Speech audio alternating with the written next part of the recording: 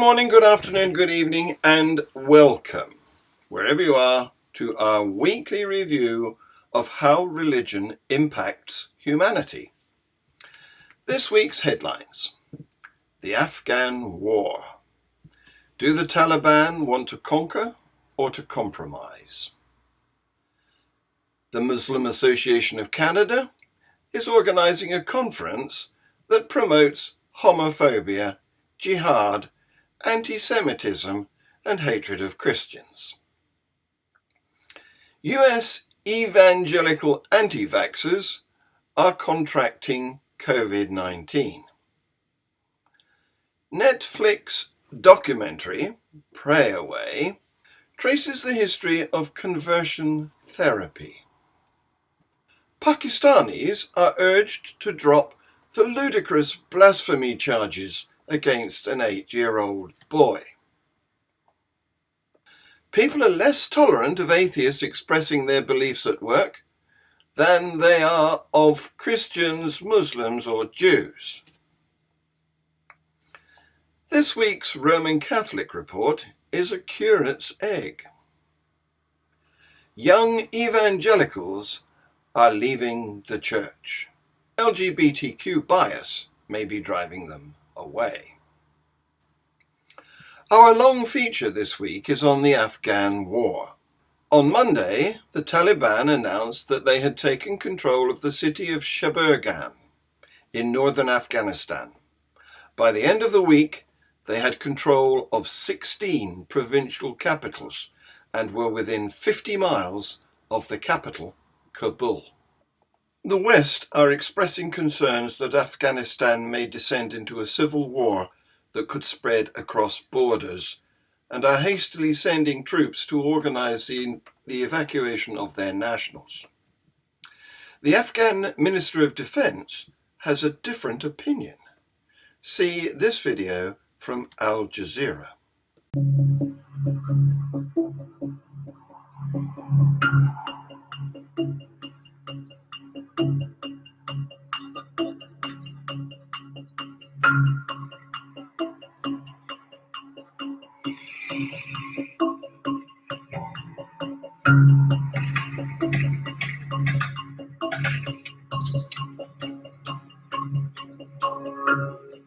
We are working in 3 phases. The first is to stop the defeats. The second is to regather our forces to create security rings around the cities.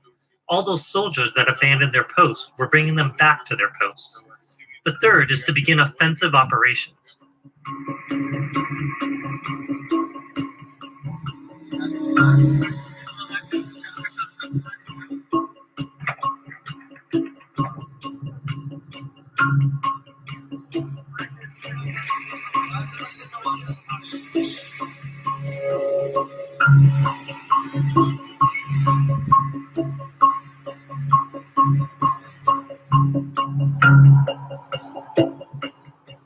Unfortunately, with their withdrawal, the fighting started in 400 areas of the country. We have very limited air support. The helicopters have been busy with moving supplies and evacuating our dead and injured forces.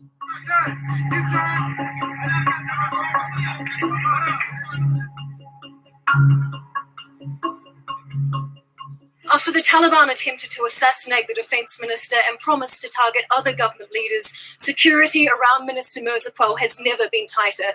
A simple task of visiting checkpoints requires this many special forces.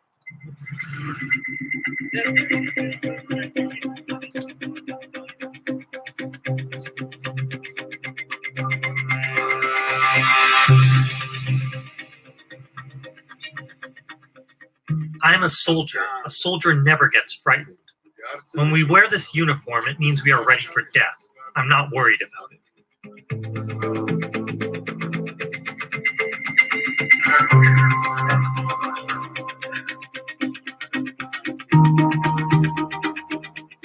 There are concerns from the international community about these uprising forces at the moment, but all their members will eventually merge into the Afghan National Security Forces.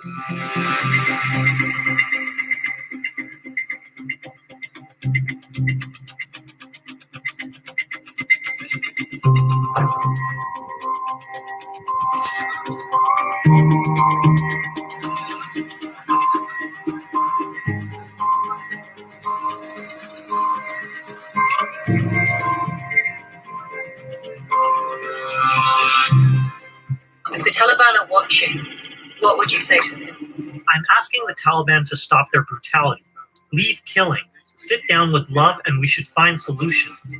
I'm asking them not to destroy buildings or our achievements.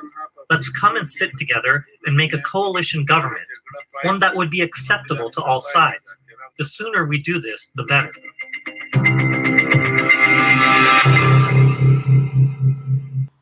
When interviewed, the Taliban feel the momentum is with them and that they are on the cusp of returning to dominance after being toppled by the US-led invasion in 2001. They are not giving up Western culture, so we have to kill them, a Taliban leader said about the puppet government in Kabul. Here's another BBC video. زه کوشش کوم چې دولت ته شکست ورکړم دولت کوشش کوي چې ما ورکړي اخر خو دې ته مجبور یو چې یو بل به تر هغه وخته وژنو. In Afghanistan, the Taliban are back and taking city after city from government forces as foreign troops withdraw. If they take power, many people here fear a return to their brutal regime of the 90s, characterized by public executions, stonings, and girls being banned from school. I'm Yalda Hakim, and I'm meeting with a Taliban peace negotiator, as well as with a Taliban commander in charge of 300 fighters, in a bid to understand what lies ahead for Afghanistan. Are the Taliban ready to compromise, or is the country once again about to descend into chaos? I traveled to Doha, Qatar, the scene of peace talks between the Taliban and the government. Those talks are now at a standstill, but the Taliban's political office in Doha has previously said it wants to work alongside the current government. For the last 15 years, Taliban peace negotiator Sohail Shaheen has lived here with his family. If you were to return to Kabul, how would you govern? There was in the past some mistakes that we have learned from, because at that time you were new to the government. To stop education of women and girls, that is not our goal. Of course, education is their right, and it is much needed. And when they receive education, they, of course, they have a right to work. About stoning, according to my knowledge, though I'm not a religious scholar, it is very difficult to find proof to stone a woman. If it is not impossible, but it is very, very difficult. While Sohail Shaheen continues to talk about peace, it's clearly not a view shared by Taliban commanders closing in on Afghanistan's cities. بسیار خوب تشکر بسیار زیاد خداحافظ. That was just a contact who's been communicating with a Taliban commander from Helmand, and we're hoping to meet him. And I've just heard that he's ready to speak. Not in Helmand though, here in Kabul. I mean, what's surprising about all of this is quite a well-known commander can make his way from Helmand to the capital and feel quite comfortable being here. It makes you realize just how much they've infiltrated the city. Back in Helmand, Commander Maulana leads 300 fighters close to capturing the key province from the government. If we talk about law and order and justice, if someone were to steal or commit adultery, what should happen to them? دا هر څه په قرآن کې واضح دي. که څوک غلا وکړي د هغه دپاره هم سزا شته. داسې غلاګانې شته چې باید لاس په پښه قطع شي. او که څوک مثلا زنا وکړي هغه باید سنګسار شي. In your district and in the villages that you live and fight, do girls go to school? And if so, until what age? زموږ په کلي ولسوالۍ کې بیخي یوه نجلۍ ښوونځي ته هم نه ده تللې ځکه چې زموږ منطقه چې ته ډېره لرې پرته سیمه ده. نه دا زمینه ورته مساعده ده او نه هم څوک پرېږدي. Increasingly, it appears there is a disconnect between what is being said by the political office in Doha and what the Taliban commanders and foot soldiers are doing on the ground in Afghanistan. But the vice president of Afghanistan remains defiant. This group in Doha, they are a deceptive facade of a very dark reality called the Taliban. So in your view, have they changed? No, not only they have not changed, they have become savvier in deceiving. With the government adamant to defy a new era of Sharia law and the Taliban making significant gains, Afghans now seem to be caught up in a savage war that has taken on a life of its own.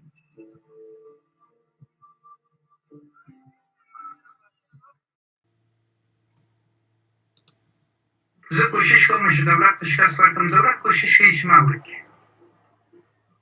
آخر په دې ته مجبور یو چې یو بل تر هغه وخته وژنو. In Afghanistan, the Taliban are back and taking city after city from government forces as foreign troops withdraw. If they take power, many people here fear a return to their brutal regime of the 90s, characterized by public executions, stonings, and girls being banned from school. I'm Yelda Hakim, and I'm meeting with a Taliban peace negotiator, as well as with a Taliban commander in charge of 300 fighters, in a bid to understand what lies ahead for Afghanistan. Are the Taliban ready to compromise, or is the country once again about to descend into chaos? I travelled to Doha, Qatar, the scene of peace talks between the Taliban and the government. Those talks are now at a standstill, but the Taliban's political office in Doha has previously said it wants to work alongside the current government. For the last 15 years, Taliban peace negotiator Sohail Shaheen has lived here with his family. If you were to return to Kabul, how would you govern? There was in the past some mistakes that we have learned from, because at that time we were new to the government. To stop education of women and girls, that is not our goal. Of course, education is their right, and it is much needed. And when they receive education, they of course they have a right to work. About schooling, according to my knowledge, though I'm not a religious scholar, it is very difficult to find proof to stone a woman. If it is not impossible, but it is very, very difficult. While Sohail Shaheen continues to talk about peace, it's clearly not a view shared by Taliban commanders closing in on Afghanistan cities.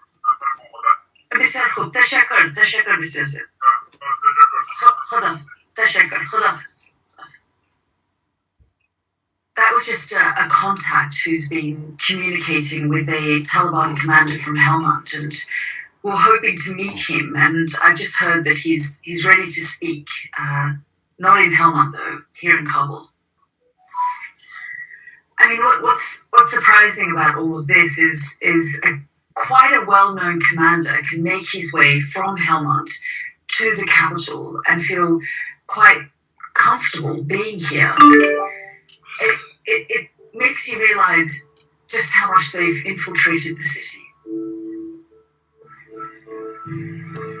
Back in Helmand, Commander Maulana leads 300 fighters close to capturing the key province from the government. If we talk about law and order and justice, if someone were to steal or commit adultery, what should happen to them? دا هر څه په قرآن کې واضح دي. که څوک غلا وکړي د هغه لپاره هم سزا شته. داسې غلاګانې شته چې باید لاس په کار شي. او که څوک مثلا زنا وکړي هغه باید سنګسار شي. In your district and in the villages that you live and fight, do girls go to school? And if so, until what age? زموږ په کلي ولسوالۍ کې بیخي یوه نجلۍ ښوونځي ته هم نه رسېدې. ځکه چې زموږ منطقه چې ډېر ډېرې پرته سیمه ده، نه دا زمینه ورته مساعده ده او نه هم څوک پرېږدي. Increasingly, it appears there is a disconnect between what is being said by the political office in Doha and what the Taliban commanders and foot soldiers are doing on the ground in Afghanistan. But the Vice President of Afghanistan remains defiant. This group in Doha, they are a deceptive facade of a very dark reality called the Taliban. So in your view, have they changed? No, not only they have not changed, they have become savvier in deceiving. With the government adamant to defy a new era of Sharia law and the Taliban making significant gains, Afghans now seem to be caught up in a savage war that has taken on a life of its own.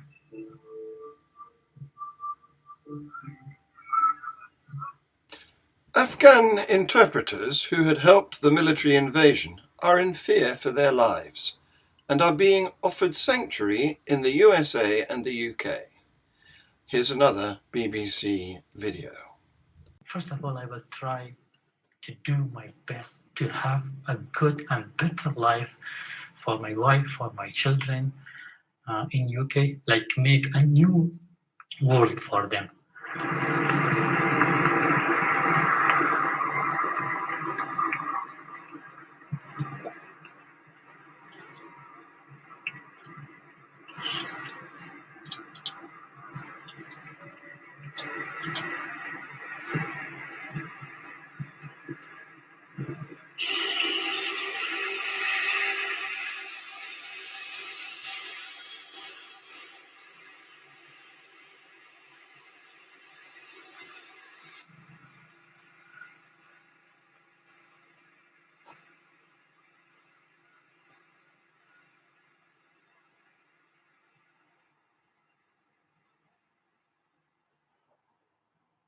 The last 20 years mission was a failed mission in Afghanistan because the management of the mission. So the only question is why they came to Afghanistan, why they did this mission, and why they left back. So why they expended billion dollars. Do you feel very disappointed? Of course, it is disappointed. It is disappointed. That was the different and the happiest day of my life when I was coming to see British. And beside that, that was the sadness and the bad day of my life because I was leaving my families behind me. I was coming to British and my families, they were crying. I was very happy for my wife, for my children, for myself, that we get to a safe place. And I was very sad about my sisters, about my brothers, and about my father. So there was no choice. My father, when I said my father that I'm going to UK like this, he was the first person to recommend me, yes, I want you to leave this country because I don't want you to get killed like my older son. There's more Muslim news from Canada. This report is from our Canadian correspondent, David Rand. Hello, this is David Rand reporting from Canada. The Canadian Jewish organization has denounced the Muslim Association of Canada, or MAC, for inviting an anti-Semitic speaker to its recent Muslim Student Leadership Conference. The Center for Israel and Jewish Affairs, or CIJA, says that Tarek al-Suwaiden is, quote, a notorious extremist preacher affiliated with the Muslim Brotherhood and the author of the wildly anti-Semitic Jewish Encyclopedia, a book which is littered with anti-Semitic propaganda, including Holocaust denial, end of quote. An archived webpage from a few days previous proves that al-Suwaiden was indeed scheduled to speak at the conference, but was cancelled, apparently in response to the CIJ's exposure of his sordid record. In other words, the CIJA has exposed the MAC's duplicity. Tarek al-Suwaiden was a speaker at a previous MAC event a few months ago. Another speaker at that event was Marwan Muhammad of the CCIF, or Collective Against Islamophobia in France, which dissolved itself in the wake of the killing of Samuel Paty just before the French government prepared to dissolve it. The CCIF apparently had links to the Muslim Brotherhood and frequently published statistics of dubious validity about alleged acts of so-called Islamophobia. Yet another speaker at that event, Abdullah Hakim Quick, had in the past said that gay men should be put to death, but now claims to have changed his mind. The MAC claimed to have no link with the Muslim Brotherhood. It also claims to conduct due diligence on invited speakers to ensure that they do not espouse hate, racism, and anti-Semitism. It also claims that, quote, MAC's policy requires that all speeches reflect the true message and universal values of Islam and the Muslim community, such as justice, mercy, peace, respect, security, equity, dignity, and equality, end of quote. The MAC statement includes a liberal dose of what could be called Trudeau speak, that is, nice-sounding verbiage such as Canada is stronger through its diversity and tolerance, which is typical of the vapid discourse of Canada's Prime Minister Justin Trudeau. The Muslim Association of Canada has received a $225,000 grant from the province of Ontario to combat so-called Islamophobia in schools. It has also received a $349,000 grant from the Canadian government in order to address so-called systemic barriers to the participation of Muslim girls in sports. In other words, these two levels of government are using taxpayers' money to pay the MAC to promote the Islamic veil in schools and sports. These various events occurred around the same time as Prime Minister Trudeau held a one-day national summit on Islamophobia, at which another Islamic organization, the National Council of Canadian Muslims, or NCCM, made recommendations which would cripple Canadian security agencies' ability to tackle the problem of political Islam. Trudeau listened respectfully and sympathetically. The summit and the NCCM's recommendations were denounced by more than 50 persons from a Muslim background who are very concerned about Trudeau courting the Islamist vote in preparation for a federal election. The NCCM is a leader in the opposition to Quebec's Secular Bill 21 and wants the federal government to participate in its campaign against that provincial law with complete disregard for the democratic decision of the people of that province who strongly support it. The MAC also opposes that groundbreaking legislation.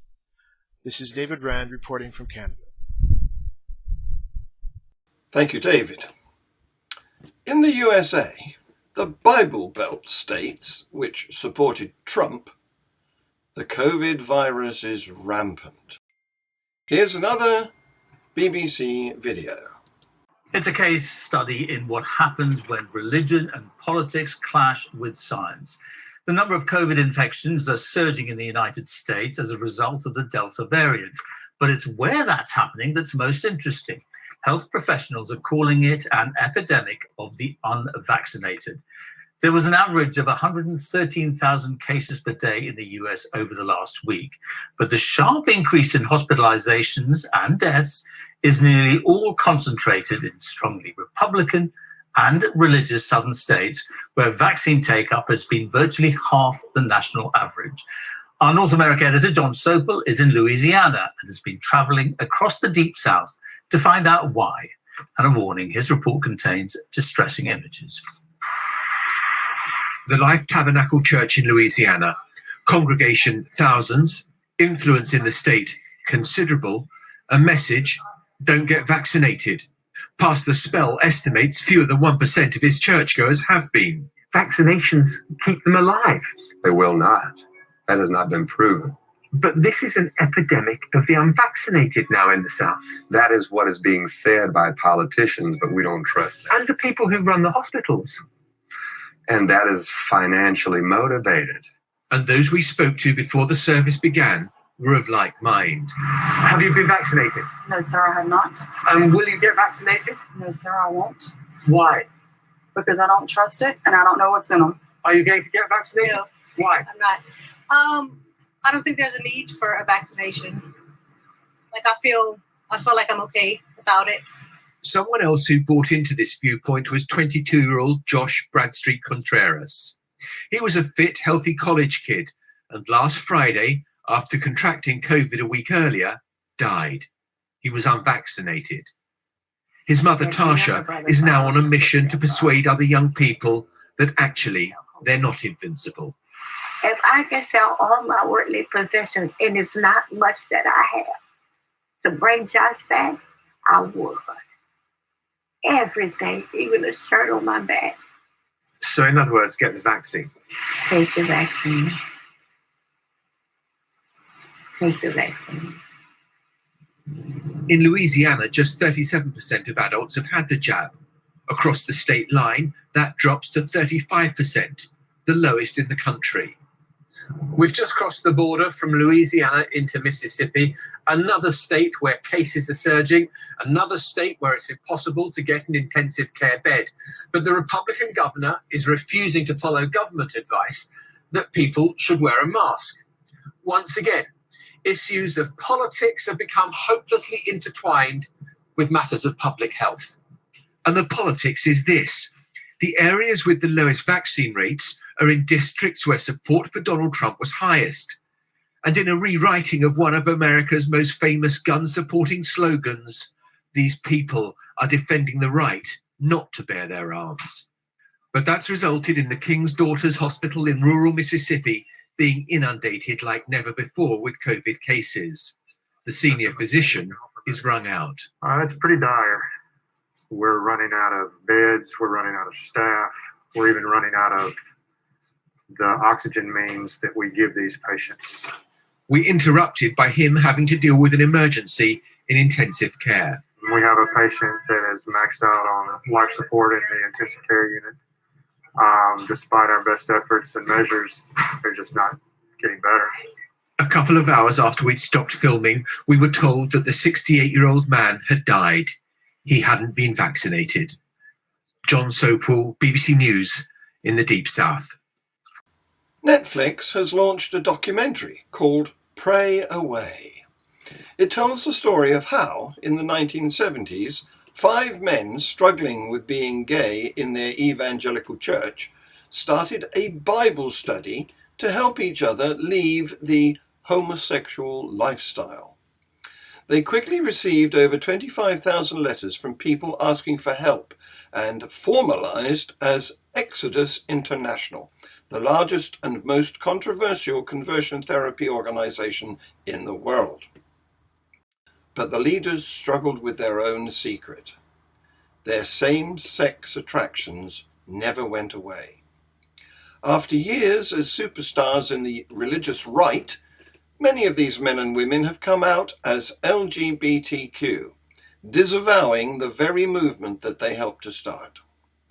Focusing on the dramatic journeys of former conversion therapy leaders, current members, and a survivor, Pray Away chronicles the ex-gay movement's rise to power, its unscientific influence, and its legacy of profound harm. It's compelling. See the trailer. As we reported last week, a Muslim crowd attacked a Hindu temple in East Pakistan, shown green in this map.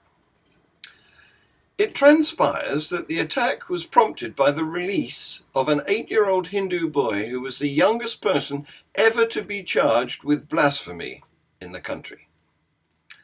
The boy is being held in protective police custody and his family is in hiding, while many of the Hindu community in the conservative district of Rahim Yar Khan in Punjab have fled their homes. Troops were deployed to the area to quell any further unrest. Rimal Mohideen, Amnesty International's South Asia campaigner, said, Pakistan's blasphemy laws have long been abused to target minority groups, but this case marks a shocking and extreme departure. As well as ensuring that these ludicrous charges are dropped, Pakistan's authorities must immediately provide adequate protection for the boy, for his family, and the wider Hindu community. Those responsible for the ensuing mob violence must also be held accountable. In the week that marks National Minorities Day in Pakistan, we urge the authorities to urgently repeal this pernicious legislation. Pakistan's minorities are under sustained attack, little can demonstrate the persecution they face better than an 8-year-old boy being subject to a charge that can carry a mandatory death sentence. According to a study published in the journal Psychology of Religion and Spirituality, people discriminate against atheists when it comes to the expression of beliefs in the workplace. Across 3 studies, people were consistently less likely to say they would allow an atheist, compared to a Christian, Muslim, or Jew, to wear a symbol of beliefs in the workplace. The researchers found further that this effect was motivated by the assumption that the atheist employees were trying to impose their beliefs on others. The study's authors describe atheists as one of the most disliked groups in the United States. This contempt for atheists includes stereotypes that atheists are immoral and untrustworthy, which leads them to be discriminated against in contexts like politics and on the job market. There is some evidence to suggest that atheists are even more stigmatized in the US than religious minorities like Muslims and Jews. You remember the story of the curate's egg? He was breakfasting with the bishop and was served a boiled egg that was bad. When the bishop said, "How's your egg?" he replied, "Good in parts, my lord." This week's Roman Catholic report is a bit like that. Over to Jason Sylvester. Hello, I'm Jason Sylvester, aka Diogenes of Maybury, bringing you the Catholic Report for the week of August 9th. Just 2 stories to report. Last week, a Catholic priest in the UK county of Hampshire described the vaccination drive as bioterrorism. The priest has been formally rebuked by his diocese after Father Roth wrote an email to parishioners. Roth writes, "People are pushing vaccinations and conspiring with evil men who wish to depopulate our world." Continuing, "Do all that you can to avoid the vaccination. Your life could be in danger." The Diocese of Portsmouth was disappointed by the comment, noting it's contrary to the official position of the Church, writing, "The matter is being taken very seriously and an investigation is in progress." Meanwhile, in Seattle, the Catholic Archdiocese undergoes a painful reality as it announced it is closing several churches, citing falling attendance. In a wake-up call, the men in robes must confront the reality that their message is falling on deaf ears. At one of the churches being closed, attendance is roughly a quarter of its rate from 20 years ago. And in Tacoma, 5 churches have already been merged. Overall, attendance in the diocese has dropped over 15% in the last 2 decades, with Catholic baptisms and marriages declining 21% and 46% respectively. Additional factors such as the cost of maintenance and the shortage of priests contributes to the closures. There's also the financial pressure from the unending sex abuse lawsuits, in which the Archdiocese has paid out over $113 million in settlements. The abuse scandal, the attempts to cover it up, and their attitude to homosexuality in general are driving many away from the Church. One parishioner questioned the decision to close St. Patrick's, noting that her parish is possibly being targeted for its progressive views and active outreach to the gay community. "I guess the Church can't win with archaic doctrine and attitudes towards the gay community, so it tries to win by refusing to play the game altogether. Then the princes of the Church stand back and wonder why they are losing the war for hearts and minds in the 21st century. That's this week's Catholic Report. Take care, everyone. Thank you, Jason.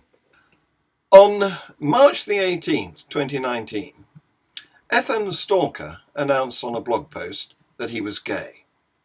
The next day, he got invited to a coffee meeting with a pastor at the Evangelical Church in New York City, where he was serving as a lay leader. The pastor told him he no longer qualified to be a small group leader. His life choices, he was told, were not God's best for him.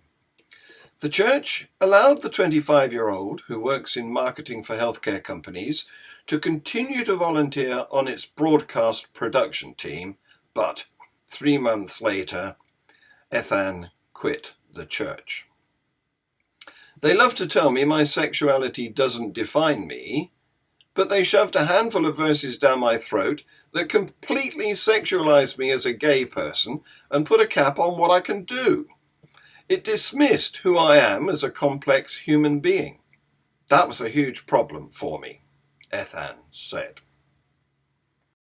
Stalker's story is one of those shared by thousands of LGBTQ young people who grew up in evangelical churches that deny them full participation. LGBTQ people are typically excluded from serving on church boards and from leading worship or other church groups. They are not ordained or allowed to marry same-sex partners in the church. That's causing many younger evangelicals, gay and straight, to question the integrity of their church's theology and the consistency of its biblical interpretation. Amid widespread acceptance of LGBTQ people, evangelical church attitudes towards the group have not budged, and the consequences have been dire. In a study last month by the Public Religion Research Institute, it was found that the number of Americans who identify as white evangelicals has declined dramatically from 23% in 2006 to 14.5% in 2020. Those leaving in the greatest numbers are the younger evangelicals whose attitudes towards sexual minorities are starkly at odds with their elders. Take same-sex marriage. While only 1/3 of white evangelicals aged 50 and over are in favor of same-sex marriage, 51% of younger white evangelicals aged 18 to 49 now favor it. We will be back with our weekly news review on all our platforms at the same time next week. Please like, subscribe, share, comment, set the notifications, etc. Thank you for watching.